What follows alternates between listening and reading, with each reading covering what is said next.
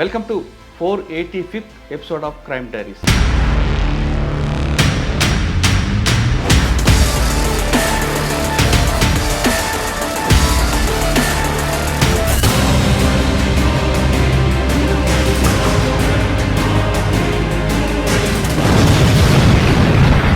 ఈరోజు మన ముఖ్యమైన guest young and dynamic IPS officer.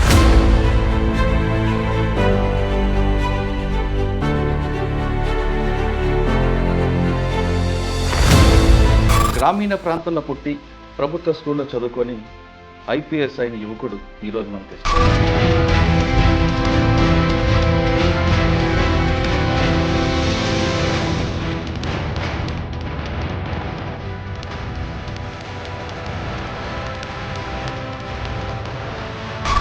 Auto driver, అమ్మ బీడీ కార్మికులు, వాళ్ళు ఎంత కష్టపడితే ఈ స్థాయికి వచ్చారు. మీరు నిజంగా చెప్పాలంటే వాళ్ళు అప్పుడు కష్టపడ్డారు కాబట్టి ఈరోజు మేము ఈ పొజిషన్లో ఉన్నాము. 10th వరకు జెడ్పీహెచ్ఎస్ గవర్నమెంట్ హై స్కూల్లో చదివాను అసలు. అంటే వాళ్ళు కూడా ఎక్కువ చదువుకోలేదు. ఫాదర్ కూడా 6th, 7th క్లాస్ చదువుకుని ఆటో డ్రైవర్. సో మదర్ కూడా ఎడ్యుకేషన్ లేదు. బిల్ గేట్స్ ఒకటి ఉంటుంది, maybe born as a poor but it's not die as poor person. Auto driver కొడుకు సివిల్ సాధించమంటారా అని హేళన ఎవరు చేశారు? నిజం చెప్పాలంటే ఒకరిద్దరు చేశారు. మీ ఫాదర్ మదర్ ఏమన్నారు రిజల్ట్ వచ్చింది? సో అప్పటి వరకు పోలీస్ స్టేషన్ పోవాలన్నా మాకు చాలా భయంగా ఉండేది. సో అప్పుడు పోలీస్ బండి ముందు ఉండి మేము వెనుకుండి పోలీస్ పైలట్లో తీసుకెళ్ళి కమిషనరేట్ లోపలికి. మదర్ అయితే ఆల్మోస్ట్ ట్రైడ్. అందరికీ చెప్పుకునేది. సార్, పెద్దపల్లిలో సివిల్ డిస్ప్యూట్స్ ఎక్కువ, ల్యాండ్ డిస్ప్యూట్స్ ఎక్కువ ఉంటుంది. మీరు పనిచేసిన టైంలో ఒక ఇన్స్పెక్టర్ కూడా వార్నింగ్ ఇచ్చారని వచ్చింది. అంటే చాలా వరకు వస్తూ ఉంటుందండి. ఎప్పటికీ ఏదో ఒకటి ఎవరెవరు చేస్తూ ఉంటారు. సార్, పాత బస్సులో పంచాలంటో సివి ఆనంద్ గారు మీకు చిట్కా చెప్పారు ఏమైనా? మర్డర్స్ చిన్న చిన్నవి ఉంటా ఉంటాయి. రౌడ్ షీటర్స్, యాక్చువల్ రౌడ్ షీటర్స్ ఉంటారు. సో అవన్నీ కేసెస్ డీల్ చేసినప్పుడు మీరు సినిమాల్లో అక్కడిక్కడ చూస్తుంటారు. ఇప్పుడు వేరే దగ్గర ఉండదు స్టేట్లో, నాకు తెలియదు, కానీ ఇప్పుడు వెళ్తూ ఉంటాయి. సంగారెడ్డి అనగానే ముఖ్య కమ్యూనల్ కనిపిస్తుందండి. కమ్యూనల్ ఇష్యూ రాకుండా ఎలక్షన్లో తీసుకొచ్చారు. ఇప్పుడు మాకు ఐజీ షానవాజ్ కాసిం సార్ ఉన్నాడు. పంపించేటప్పుడు పిలిచి అన్నాడు, నువ్వు చూపించాలి ఐపీఎస్ ఆఫీసర్ ఒక యూనిట్ హెడ్ చేస్తే ఎట్లా ఉంటుందో, you have to show them. ఇక్కడున్న క్రైమ్ ఏంటండి? ఇక్కడ నేచర్ ఎలా కనిపిస్తుంది? మైగ్రెంట్ లేబర్ అంతా ఉంటారు. రావడము, మళ్ళీ కొంతమంది ఎలోప్ అయిపోవడము, మిస్సింగ్ కేసులు చాలా ఎక్కువ ఉంటాయి. తాగిన తర్వాత మద్యం మత్తులో కొట్టుకోవడము, దాంతో మర్డర్స్ కావడం జరుగుతూ ఉంటుంది. యూపీలో గొడవ అయితే ఇక్కడికి వచ్చి చంపారు. చంపిన తర్వాత వాడు డెడ్ బాడీ తీసుకెళ్ళి ఒక చిన్న కల్వర్ట్ కింద పెట్టాడు. 5 months తర్వాత we recover the dead body. Sir, 5 months దొరికిన బాడీని ఆ కేసులో వాడి కన్విక్షన్ రావాలంటే మీరు ఏ విధంగా ఇన్వెస్టిగేషన్ చేసుకోవాలి? సో వాడి tower locations, last scene theory ఒకటి ఉంటుంది. లాస్ట్ సీన్ థియరీ, ఎట్లా వాడు ఎవరితో కలిసి తిరిగాడు. చాలామంది ఇక్కడ నుండి అమ్మాయిలను తీసుకొని వెళ్ళి కూడా ఇప్పుడు మెదక్ దగ్గర నర్సాపూర్ అడవులో వేయడము, అట్లా కూడా 2-3 బాడీస్ రికవర్ చేయడం జరిగింది. స్కెలిటన్. మీరు చేసిన ఈ మధ్యకాలంలో ఫేక్ డాక్యుమెంట్స్తో ఒక ప్రెస్ మీట్ పెట్టారు. ఎవరైతే లోకల్స్ ఉంటారో, లోకల్లో కొంచెము సెటిల్మెంట్ బ్యాచ్ ఏదైతుందో వాళ్ళు ఐడెంటిఫై చేస్తున్నారు కొన్ని ప్లాట్స్. ఈ 2 రకాలుగా దాదాపు ఒక 10-15 కోట్ల ప్రాపర్టీస్ని. ఆందోళన దగ్గర మాజీ కమిషనర్ ప్రభాకర్ రెడ్డి గారు ల్యాండ్నే కబ్జా చేశారు. సార్ ఫోన్ చేశారు. ఫోన్ చేసి, రూపేష్, ప్రభాకర్ రెడ్డి నేను నెక్స్ట్ కమిషనర్, నేను విన్నాను sir, I heard a lot about you sir. అది లేదు, నేను అలాంటి కబ్జా చేశారు. ఏంటి? సైబర్ క్రైమ్, డ్రగ్, వీటి మీద ఫోకస్ అవ్వాలనుకుంటారు. తెలంగాణలో one of the highest reporting is Ameenpur and Patancheru. ఎందుకంటే అక్కడే సంగారెడ్డి అనగానే రియల్ ఎస్టేట్ వివాదాలు ఎక్కువ వస్తుంటాం. ఇక్కడ ఎవరైనా కొనుక్కోవాలన్నా, అమ్ముకోవాలన్నా వాళ్ళు ఎలాంటి ప్రికాషన్ తీసుకోవాలి? సాఫ్ట్వేర్ ఎంప్లాయీస్ చాలామంది కూడా వాళ్ళకి తెలియక, సో ₹1,00,00,000 ₹50,000 ఎక్కువ పెట్టడంలో తప్పలేదు. ఎందుకంటే మీరు కొన్న తర్వాత ఇంకోటి వచ్చిందంటే మీకు ₹1,00,00,000.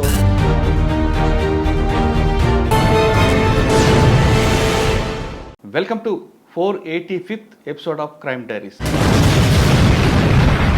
485 ఎంట్రీలో ఈరోజు మన ముఖ్యమైన guest young and dynamic IPS officer.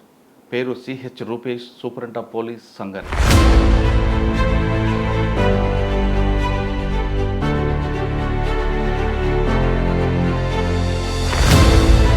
గ్రామీణ ప్రాంతంలో పుట్టి ప్రభుత్వ స్కూల్లో చదువుకొని ఐపీఎస్ అయిన యువకుడు ఈరోజు మన గెస్ట్. అంటే మనిషి కృషి ఉంటే ఏదైనా సాధించవచ్చు అనే పదానికి నిర్వచనం ఈరోజు మన గెస్ట్. పేరు రూపేష్ గారు. రూపేష్ గారి కుటుంబ నేపథ్యం చూసుకుంటే అతి సామాన్య కుటుంబం నుంచి వచ్చిన వ్యక్తి ఈ స్థాయికి సాధించారు. ఈ స్థాయికి రావడానికి వెనుక ఆయన పడ్డ కృషి ఏంటో, ఆయన పడ్డ కష్టం ఏంటో, ఎందుకు పోలీస్ యూనిఫామ్ ఎంచుకున్న విషయాన్ని రూపేష్ గారు తెలుసుకుందాం. రూపేష్ గారు నమస్తే అండి. నమస్తే. CH Rupesh, superintendent of police, Sangareddy. Sangareddy అనగానే ఒకప్పుడు పెద్ద జిల్లా అండి, మెదక్ జిల్లా. ఇప్పుడు 2 పార్ట్లు అయ్యాయి. ఇప్పుడు రూపేష్ అనే వ్యక్తి సంగారెడ్డి రాయడానికి ముందు చాలా పెద్దపల్లి కొన్ని ప్రాంతాల్లో పనిచేశారు. పెద్దపల్లి పనిచేసినప్పుడు కానీ, లేదా సంగారెడ్డి వచ్చాక క్రైమ్ నేచర్ ఇవన్నీ చూసే ముందు, లేదంటే ఇంత చిన్న జిల్లాలో మీకున్న ఛాలెంజ్ ఏంటి చెప్పే ముందు, రూపేష్ ఇంజనీరింగ్ చదివిన రూపేష్ బై ఛాన్సా బై చాయిసా ఐపీఎస్ తీసుకోవడానికి వాళ్ళ కుటుంబ నేపథ్యం ఏంటి ఒకసారి చెప్పండి. మేము మాది వరంగల్ జిల్లా హసన్పర్తి. సో అక్కడ పుట్టి పెరిగింది కూడా అక్కడే. సో ఫాదర్ ఆటో డ్రైవర్గా ఉండేది, మదర్ బీడీ కార్మికులు.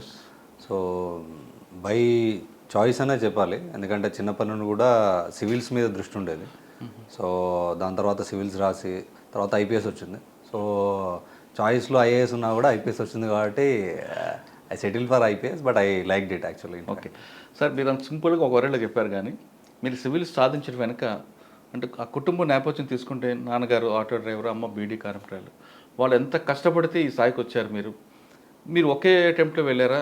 మీ గోల్ రీచ్ అవ్వడానికి మీరు పడ్డ కష్టాలు ఒక్కసారి చెప్పండి. బేసిక్గా 2013లో బీటెక్ కంప్లీట్ అయింది. బీటెక్ కంప్లీట్ అయిన తర్వాత అప్పుడు బేసిక్గా కొంచెం ఫైనాన్షియల్ డిఫికల్టీస్ వల్ల మనం ఏదో ఒకటి జాబ్ తెచ్చుకోవాలి అని చెప్పేసి జూనియర్ ఇంజనీర్ జాబ్ చేశాను.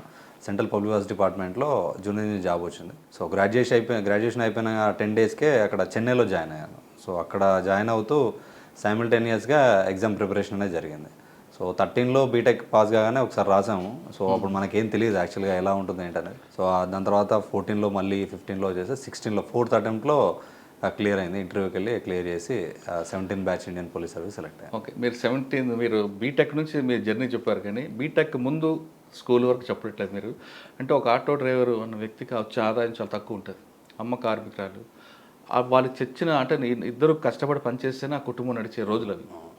మీకు బ్యాక్గ్రౌండ్ లేకపోయినా ఫైనాన్షియల్గా బ్యాక్గ్రౌండ్, వచ్చిన ఆదాయంతో మీరందరూ కుటుంబం ఎలాగా మీరు ముందుకు వచ్చారు? బీటెక్ వరకు వచ్చారంటే అది ఆషామాషి వ్యవహారం కదా. మీ ఫాదర్ మదర్ చేసిన త్యాగం సార్ చెప్పండి. నిజంగా చెప్పాలంటే వాళ్ళు అప్పుడు కష్టపడ్డారు కాబట్టి ఈరోజు మేము ఈ పొజిషన్లో ఉన్నాము. ఎందుకంటే ఏ స్టూడెంట్ కానీ ఎవరు కానీ అంటే పిల్లాడు డెవలప్ అయ్యాడంటే పేరెంట్స్ కృషి ఖచ్చితంగా ఉంటుంది. సో బేసిక్గా వాళ్ళిద్దరు చాలా కష్టపడారు. నేను 10th వరకు జెడ్పిహెచ్ఎస్ గవర్నమెంట్ హై స్కూల్లో చదివాను హసన్పర్తిలో. సో దాని తర్వాత అంటే వాళ్ళు కూడా ఎక్కువ చదువుకోలేదు. ఫాదర్ కూడా 6th 7th క్లాస్ చదువుకొని ఆటో డ్రైవర్. సో మదర్ కూడా ఎడ్యుకేషన్ లేదు. లక్కీగా ఏంటంటే మా బ్రదర్, మా సిస్టర్ కొద్దిగా నాకంటే పెద్దవాళ్ళు ఉన్నారు. సో వాళ్ళు అప్పుడు ఇంటర్, డిగ్రీ చేయడం స్టార్ట్ చేశారు. సో వాళ్ళని చూసి నేను పాలిటెక్నిక్ చేస్తే తొందరగా జాబ్ వస్తాయని ఎవరో చెప్పారు. సో సరే పాలిటెక్నిక్ చేస్తే ఆ 3 yearsలో జాబ్ వస్తుంది, మనకు యూజ్ అవుతుందని పాలిటెక్నిక్ రాసాం. పాలిటెక్నిక్లో ర్యాంక్ వచ్చిన తర్వాత అంటే గుడ్డిగా ఉంటుంది అప్పుడు. అంటే ఎంత అవేర్నెస్ ఇప్పుడు అంటే చాలా అవేర్నెస్ పెరిగింది, కానీ ఆ టైంలో సో ఈవెన్ ట్రిపుల్ అనే బ్రాంచ్ తీసుకోవాలంటే, నాది ఎలక్ట్రికల్ అండ్ ఎలక్ట్రానిక్స్ ఇంజనీర్. ఆ బ్రాంచ్ తీసుకోవాలంటే సీప్ అది వాళ్ళు బుక్లెట్ ఇస్తారు. ఆ బుక్లెట్లో ఏ కోర్స్ చేస్తే దేనిలో జాబ్ ఆపర్చునిటీస్ ఉన్నాయని టేబుల్స్ ఉంటాయి. అందులో ఈ ట్రిపుల్ పెద్ద టేబుల్ ఉంది. సో ట్రిపుల్ చేస్తే ఎక్కువ తొందరగా జాబులు వస్తాయని చెప్పేసి దాన్ని చూస్ చేసుకున్నాం. దాని తర్వాత 3 సంవత్సరాలు ట్రిపుల్ చేసిన తర్వాత ఇక జాబ్ చేద్దాము ఎట్లా మనం అనుకున్నది కూడా అదే అనుకున్నాం. కానీ అప్పుడు ఎగ్జామ్ రాసిన తర్వాత ఈ సెట్లో మంచి ర్యాంక్ వచ్చింది. స్టేట్ లెవెల్లో 26 ర్యాంక్ వచ్చింది. సో అప్పుడు ఫాదర్ కూడా అండ్ మదర్ వీళ్ళంతా ఉండి కూడా ఇక్కడ దాకా వచ్చాము, మీరు చదవండి.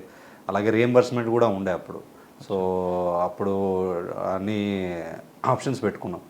సో మా అన్నయ్య ఉండే హైదరాబాద్లో అయితే మనం బేర్ చేయలేంరా, ఆ సీట్కి హైదరాబాద్ వచ్చేది. ఇంటి దగ్గర ఉంది, పక్కనే కిడ్స్ కాలేజ్ ఉంది, దానిలో ఫిల్ చేసుకో అంటే ఇక దాన్ని ఫిల్ చేయడం జరిగింది.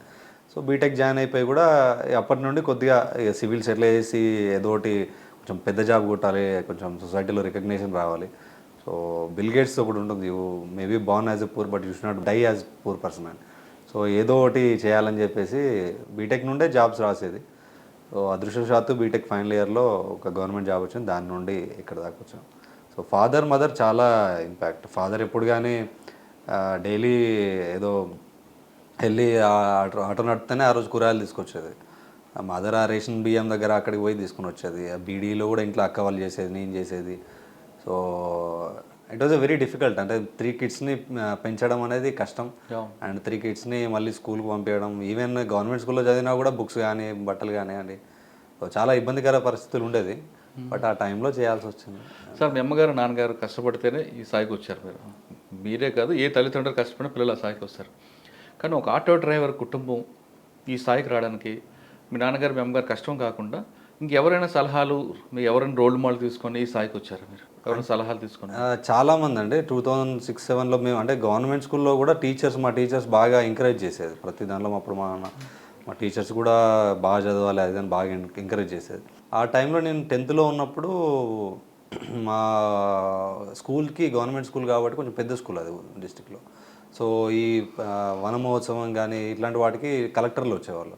అప్పుడు దమయంతి మేడం అని కలెక్టర్ వచ్చారు. అవునున్నారు. సో ఆమె వచ్చినప్పుడు ఆమెను తీసుకురావడము అదంతా చూడడం డిఫరెంట్గా అనిపించింది. అంటే ఒక ఐఏఎస్ అయితే అంత గుర్తింపు ఉంటుందా అని చెప్పేసి. దాని తర్వాత తను అప్పుడు 10th ఈ పాస్ పర్సంటేజ్ పెంచాలి, ర్యాంక్స్ తీసుకురావాలని చెప్పేసి ప్రతి స్కూల్లో ఉన్న మెరిటోరియస్ స్టూడెంట్స్ని స్పెషల్ క్యాంప్ 3 days కండక్ట్ చేసింది. సో ఆమె పర్సనల్గా దగ్గరుండి మరీ చూసుకుంది. సో ఆమె చూసినప్పుడు అనిపించింది ఇట్లా ఉండాలి అని చెప్పేసి. దాని తర్వాత సౌమ్య మిశ్రా మేడం ఉండేది అప్పుడు మాకు. ఇప్పుడు మేడమే మాకు జైల్స్. మేడం కూడా అప్పుడు 10th క్లాస్లో ఉన్నప్పుడు she also visited.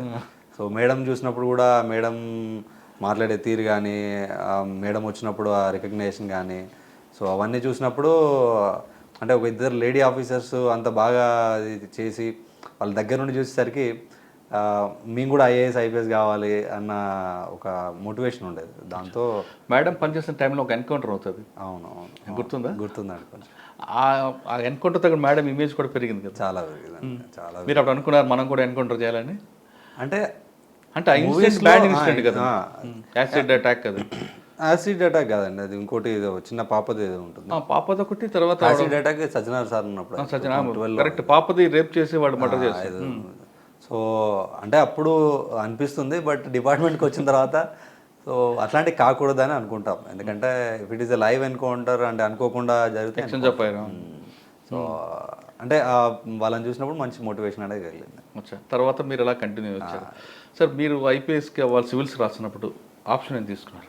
Public administration తీసుకున్నామండి. పబ్లిక్ అడ్మినిస్ట్రేషన్ 4 attemptsకి పబ్లిక్ అడ్మినిస్ట్రేషన్ తీసుకున్నాం. సార్ తీసుకునే సమయంలో చాలామంది చెప్తారు ఒక ఆటో డ్రైవర్ కొడుకు సివిల్ సాధించమంటారా అని హేళన ఎవరు చేశారా?